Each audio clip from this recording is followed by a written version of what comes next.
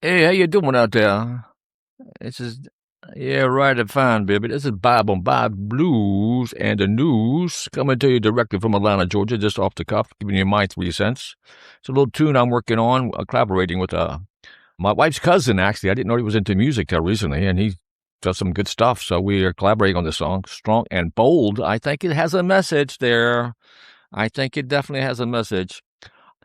So yeah, it's good you give out positive vibes, and that's what I try to do. I'm trying to be a positive vibe creator. There's so many negative vibe creators that it makes your head spin, you know? I'm trying to be a positive vibe creator. Maybe I should write another song called Positive Vibe Creator. Anyway, yeah, look me up. I'm on Spotify, all those streaming platforms, Bob Jeter or Jeter in the Jets. You can look me up on my website, Bob Jeter. I'm on social media. Got a couple interesting stuff going on. I mean, I'm starting to make a few waves here with the music, which is good. I won't give you all the details here. I don't want to jinx myself either, because nothing is done until it's done. I mean, it's not over until the fat lady sings, as you saw. So I'm still looking for the fat lady. Not that I really want it to be over, to tell you the truth, because, it's all a process. And that's the whole thing with anything you do, when you're talking about geopolitics or, in your job or learning something or trying to accomplish something. It's all a process. And I think it's good to put everything you got into it, but I think it's also good to step away from it when you need to and to take a deep breath. And thank God, I literally mean that. Thank God I have Shabbos, which is tomorrow, like TGIF day today, right? So tomorrow, starting sundown tonight, is Shabbos. And that way I can chill and get spiritual. We have a good meal. We have good community, socialize. We pray a lot. We think about positive stuff, getting close to God, and we turn off the TikTok. We turn off the Instagram. We turn off the Facebook. We turn off the TV. We turn off YouTube, and we just chill, which is a good thing. I think everybody should do it, no matter what your religion is, no matter what you believe as far as spiritual matters goes. But I think everybody needs somehow to chill out because it's just too much craziness in the world. And yeah, so, you have to clean your head. And, every time I look at the news, I get anxious.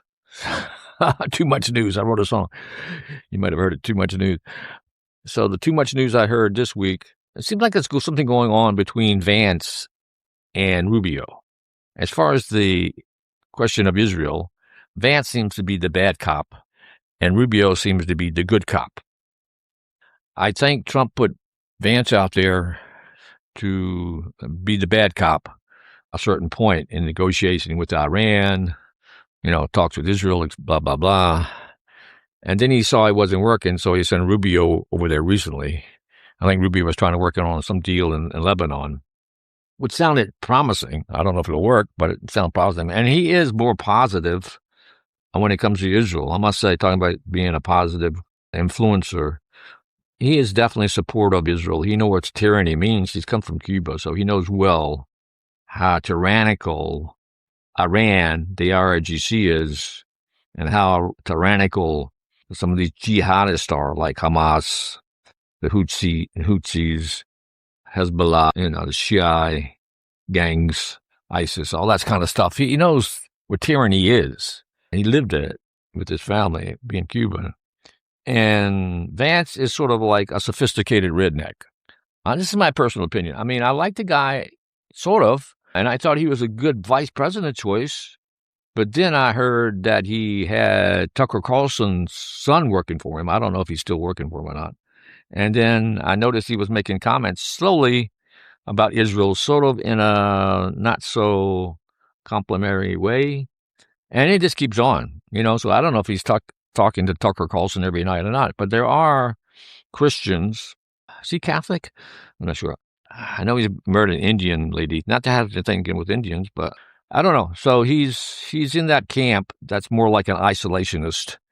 and that sees Israel more not as a very positive ally, but more as a hindrance to the MAGA movement, because they think, oh, Israel is, bringing us into war. They're trying to. The last scandal he was talking to Rogan about, Joe Rogan, I think he did a 3-hour interview. He was saying, I didn't listen to it, but I just heard the scuttlebutt about it. Like, he was basically blaming Israel for trying to break down the peace negotiations with Iran, which he was really pushing for. He said, you can talk to these guys. We don't want to go into an ever forever war. I apologize. I need to take a little swig of my orange juice. Ah, yes, indeed. No vodka in there, just orange juice. So, and, he says stuff. He brings up, I think he brought up Epstein on that podcast as well. And of course, Epstein is a Jew, a bad Jew. We do have bad Jews. And so he brings up, negative stuff about Jews all the time.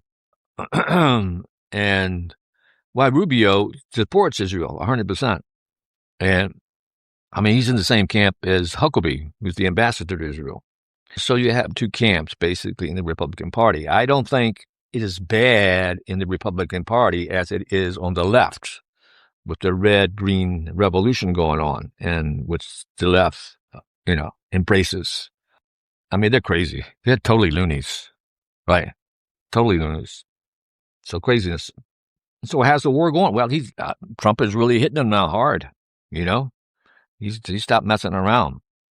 Will the regime totally collapse and be replaced by the good guys, by the good Persians, and not the crazy jihadists? I think eventually it'll happen. I'm not sure how long it will take. But there are a lot of elements out there. Iran is being supported by Russia and by China, probably North Koreans, all those bad actors. And you see, Trump came out last night. That was the big news. And he laid it all out that, yeah, the elections have been rigged, and China's playing a big part of this. China's had compromised our election integrity, have stolen, 250 million records of voter rolls or something. Not sure exactly how that influenced the election, but it wasn't good for sure. And he mentioned the machines, which are bad. And he's recommending today, I see him on Truth Social, recommending that all governors go for a one-day election and paper ballots. That's the only way to do it. And prove you're American citizen. Show your ID. Of course, the left is going crazy with all this. NBC, ABC didn't even cover his speech last night, his presentation to the nation. So there are still tremendous amount of forces and sources on the left that wants to keep that part in play and change the traditionalist approach to governing this country. Look at Mamdani in New York. New York is crumbling. All the rich people, Morgan Stanley just left, took all his employees and said that we're going to Texas, I believe. So he's kicking out all the people with money. And Hochul doesn't want to build the data centers. So there's a moratorium on the data centers, which actually helps decrease the cost of electricity and the cost of power by building these centers. But, she's in the Green New Deal mentality, which totally destroys economies and keeps people poor. I mean, I believe in protecting the environment. I believe we have really trashed the environment in so many ways, but the Green New Deal is a scam. There are good ways to do it and bad ways to do it, and they always want to do the bad ways, like windmills. Solar panels might work okay, but, and cutting down on carbon dioxide, the fossil fuels and stuff, which, makes everything go up in price, causes inflation, causes the increase in electricity, especially now with, in America with the air conditioning running. And in America, in Europe, they don't even have the air conditioning. They won't allow you to have it. And so a lot of these poor people who are, especially the elderly, are suffering and dying because the government will not allow them to have any air conditioning in their apartments. And these apartments are not built for the heat there. The weather has definitely changed recently. I think it's God that's doing it, to tell you the truth. I don't think it's mankind so much. I think God has more control. I'm not saying man does not have an effect on the weather. If he explodes a couple of nuclear bombs, that would definitely have an effect on the weather. So, but majority of the times, 9 times out of 10, it's really a cosmic kind of event. And I think it's can be divinely inspired. If look, the world is really corrupt now and really messed up, and you see wildfires out in the West, you see hurricanes, you see droughts in certain areas. I think it's really dry in Canada, where it's really been hot and wet in certain areas of the United States. It's been really hot in Europe, a lot of places. There's this smoke that's coming over everywhere in the Northeast right now that's making the air quality about as bad as you can get. So there are climate events that you have to wonder if there's not something cosmic going on in the heavens, because everything's related, Nothing happens really in a bubble. You might say you live in a bubble or you live isolated, but nothing really happens that way. Everything is connected. I believe in everything is attached and a part of the divine, sort of the universal principle. And I think physicists are starting to see this idea as they actually do scientific research, that there's a universal principle where everything is tied together and relates. I mean, quantum physics, look at that. I can be here and there at the same time. How does that happen? Anyway, I don't want to get too scientific because I'm not a scientist. I don't want to get too philosophical because I'm not a philosopher. I'm just a common Joe, writes a few songs, does some podcasts every now and then, and tries to keep out of trouble.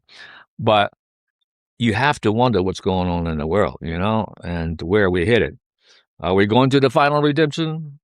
Is the Messiah on the way? Oh, you're crazy, man. You're crazy. Talk that stuff. Look, if you live long enough, which I have, thank God I continue to live, and I pray that I can continue to live a lot more longer, so I got so much to do, but it's up to God, right?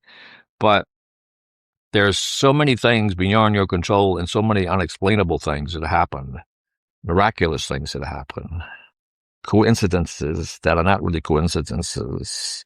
Because with the UFOs and stuff, you think they're really aliens from outer space? What's all that about? No clue. But, you have to have faith that there's something bigger than you. Because if you just rely, people give Trump a hard time because of his ego. Yeah, and he has a narcissistic derangement syndrome for sure, but his heart is in the right place. And that's the one saving grace for Trump, is that he has a big heart and he really wants to do what's good for the country, even though he's got a big ego. And I guess he sees that as a defense against all the arrows that comes at him all the time. And yeah, another topic is, people trying to assassinate our leaders.